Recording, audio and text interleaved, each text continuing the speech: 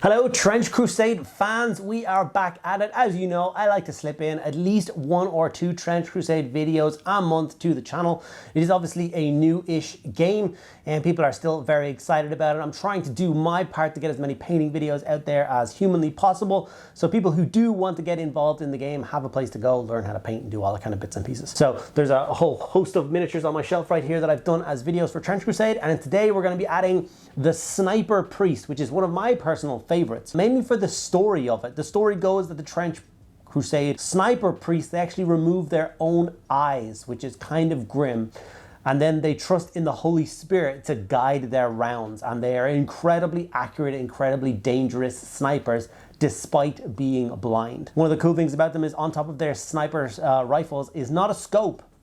It's actually a holy relic, something like a holy femur from a saint or a martyr or something like that, held in a kind of like a brass vial and attached to the top of their rifle, which I think is a really very kind of cool. You do assume it is a scope and it's not. So very cool model. It's one of the first models we've seen being painted for Trench Crusade back in kind of the olden days. They gave that file out to a bunch of people and some incredible paint jobs have come out for it. So I'm going to try and do that and show you guys how I painted this one. So I hope you guys are looking forward to it.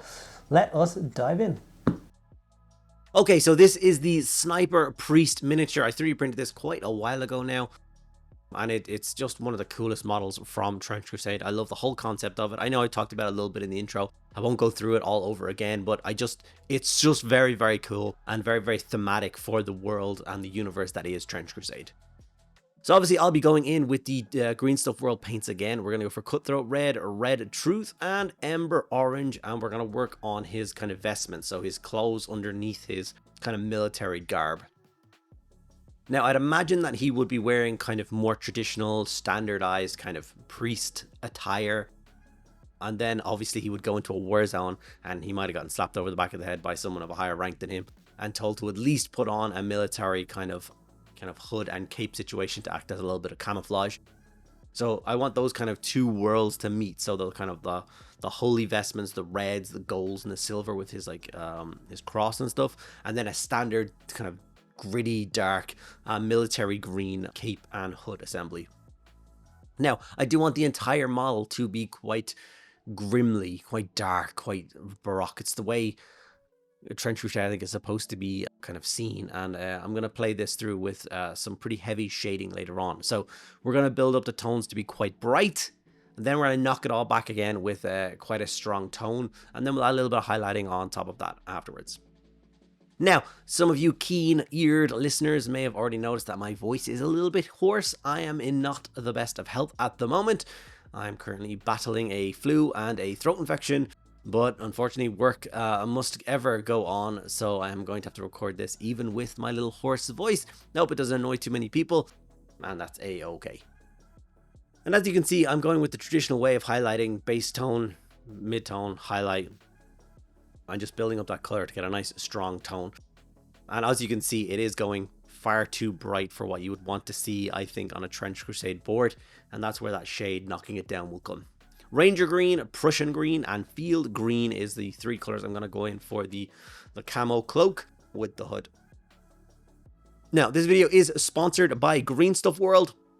They like me to do a video once a month showing off their particular range of acrylic paints. And honestly, it's been a lot of fun. I've used this as an excuse to have fun and play around with some Trench Crusade miniatures. So at least I get to paint one Trench Crusade thing every single month. Eventually it will all add up. I will have quite a nice playlist of Trench Crusade videos, and these paints have not let me down at all. They are very good, very solid. They are quite easy flowing. They're quite kind of, they feel almost like a contrast mixture sometimes, like you're glazing, but the pigment is really strong in them, so it's leaving behind quite a strong coat afterwards. So yeah, I'm enjoying them. I'm finding them very useful, and it's a lot of fun each month delving back into them and playing around and learning kind of strengths and weaknesses and trying out new tones and palettes and all that kind of stuff. So big fan of those. So as you can see, like I said before, the model is now looking kind of, it's just not right. It won't sit in the Trench Crusade universe looking like this. So bear with me, we will fix it up in a moment, and we're gonna have a little bit of fun doing that. But I do like the layering process, all those nice folds, and making sure to hit those kind of higher points and leave those nice shaded areas nice and dark. i.e. the previous coat of the green. Komodo, Khaki, and Sun Bleached Bone are the two colors I'm going to use for some of the other areas. So he's got kind of this nice like back piece on him. It's like parchmenty with some sort of holy bell, and the bell is hung onto the end of a munitions shell, which must tell some sort of crazy story already. Is he carrying around some sort of blessed like artillery shell on his back as he wages into war? Is there a point in time where he'll be in a situation where that will get pulled off his back, loaded into a cannon and fire? I was going to say an unholy shell, but it would be a very holy shell at the enemy. Is that how that works? I do not know. Unfortunately, I don't actually have my hands on a physical copy of the Trench Crusade rulebook yet. And I genuinely find it quite a struggle to read PDFs and stuff off of computer screens. Don't know what it is, I just have an aversion to it. I much prefer holding like a physical book, rulebook, codexes and stuff like that. It just makes me happier. So I'm gonna have to get one of them soon. Bestial Brown and Foxhide Brown are going to be the two browns used for all of the leather work and obviously the rifle stock. And I have the other wood sections of the rifle. Taking my time, obviously we've done quite a lot on the red and the green, so we don't want to be hitting anywhere where we don't need to with this particular coat. We're not going to do the second highlight of the brown right now. We're going to come back in with that later on after we've done the shade. So that Foxhide Brown, don't worry about that too much for this moment.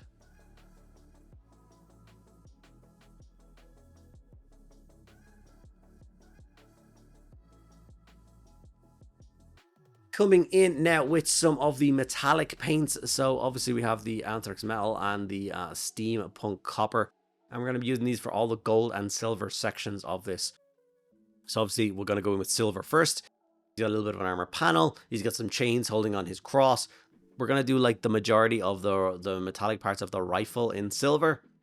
And then we're going to go back over with gold and pick out the kind of rivets and the holy case that holds the relic that looks like the scope.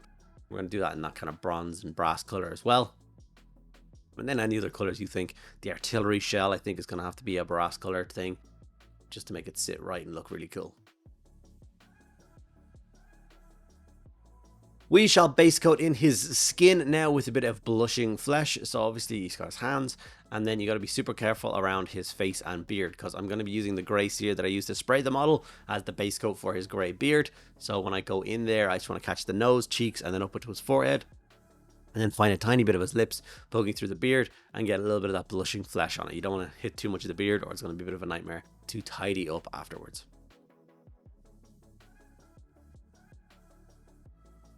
And now we're going in with the Andalusian flesh color, the Andalusian brown. It's a really nice, dark, deep brown shade, which I'm going to throw all over this entire miniature. Shade it all down, make it all nice and dark. A really grim place to add basically the last layer of highlights that we did on both the green and the red. We're going to go back in and do that. So once the shade is fully dry, we're left with this result, which I think looks really, really cool. And if I was in a rush to get models done for Trench Crusade, I wanted to get a warband done in a day, for instance, I would just get all the base coats on it and throw this shade on it and be left with this really awesome, dark, grim looking squad, which I think would suit the theme of that game perfectly. But anyway, like I said, we're going in with the final highlight of the green that we did previously, and we're doing some touch highlights across that, and we're going to do exactly the same thing with the red, and then obviously the Foxhide Brown color for the rifle tip, and then go back in with a little bit of the bronze and a little bit of the silver for some highlights. Very quick steps. But they are going to make this model like not so much pop. You don't want it to pop. It's supposed to be kind of grim and dark in that universe, but it's going to look really cool, really clean. And clean is once again not the right word. You know what I mean? If you're a painter, you know what I mean. I just find it very enjoyable painting the Trench Crusade miniatures. Sometimes I find them a little bit small. It's one of those few models where I don't think it would be out of place if you jumped up to like 54mm with Trench Crusade miniatures and had like a bigger sized warband. I think that would be kind of cool. I have seen a painter previously paint this model up in like 75mm scale as a painting project, and it was incredible. And that just goes to show you the kind of detail that the guys designing these models put into them, that you can't blow it up to that size and it still be this incredible looking piece.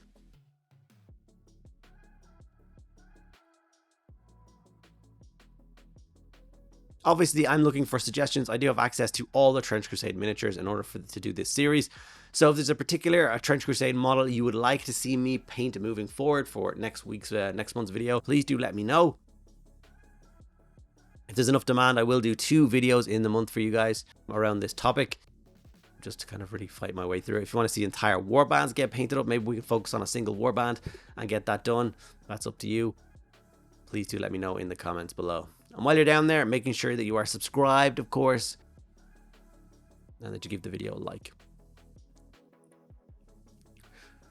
I went back in with that last highlight of Bone and did it with like the beard and his mustache there, just tidied that up.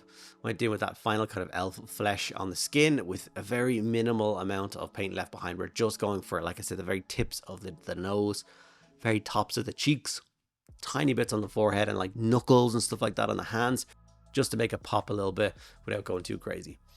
Here we are going in with that last highlight of brown, just to make the rifle look a little bit neater and a little bit tidier. I'm sure out of everything, every piece of equipment, his holy cross is going to be kept really well. And then considering that his rifle would be considered a holy relic as well, I'm sure he spends a lot of time in between firefights making sure that it's kept clean and in good working order. And with that, we have our finished sniper priest, ready to range far and wide in defense of New Antioch and taking his crazy shots. There is rumors that a sniper priest took a shot from more than 3 miles away, successfully killing an enemy general, which I think is pretty cool. Thank you guys so much for sticking around to the end of this video. I really do hope you enjoyed it, and I will see you in the next one.